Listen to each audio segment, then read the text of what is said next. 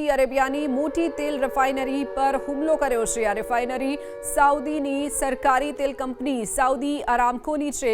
તેની ક્ષમતા લગભગ 5.5 થી 6 લાખ બેરલ પ્રતિદિનની આસપાસ માનવામાં આવે છે। ઓઇલ એક્સપોર્ટ ટર્મિનલ રાસ તનુરા વિશ્વનું સૌથી મોટા ઓફશોર ઓઇલ લોડિંગ ટર્મિનલોમાંનું એક માનવામાં આવે છે।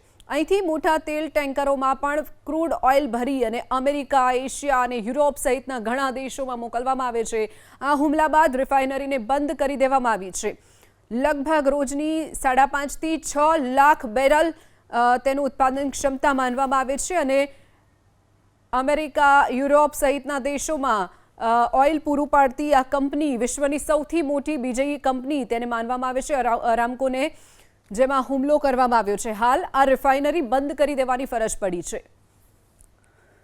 તો ઈરાને સાઉદીની રિફાઇનરી પર હુમલો કર્યો છે, જે ઓઇલ એક્સપોર્ટ ટર્મિનલ રાસ તનુરા વિશ્વનું સૌથી મોટા ઓફશોર ઓઇલ લોડિંગ ટર્મિનલોમાંનું એક માનવામાં આવે છે। અહીંથી તેલ ટેન્કરોમાં ભરી અને અમેરિકા, એશિયા અને યુરોપ સહિતના ઘણા દેશોમાં મોકલવામાં આવે છે। ઘણા દેશોમાં ઓઇલ પૂરું પાડતી આ જે કંપની છે ત્યાં જ ઈરાને હુમલો કર્યો છે। ઈરાને સાઉદી અરેબિયાની મોટી તેલ રિફાઇનરી કંપની જે અરામ્કોને માનવામાં આવે છે તેની ઉપર હુમલો કર્યો છે। તેની ક્ષમતા લગભગ 5.5 થી 6 લાખ બેરલ પ્રતિદિનની આસપાસની તેની માનવામાં આવે છે। ત્યારે આ જે મિલ આવેલી છે તેને બંધ કરી દેવાની ફરજ પડી છે। તો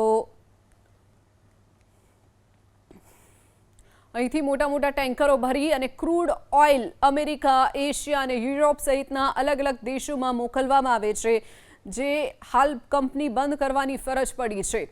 તો હુમલા બાદ રિફાઇનરી બંધ કરી દેવામાં આવી છે। રોજની 5.5 થી 6 લાખ બેરલ તેની ક્ષમતા માનવામાં આવે છે।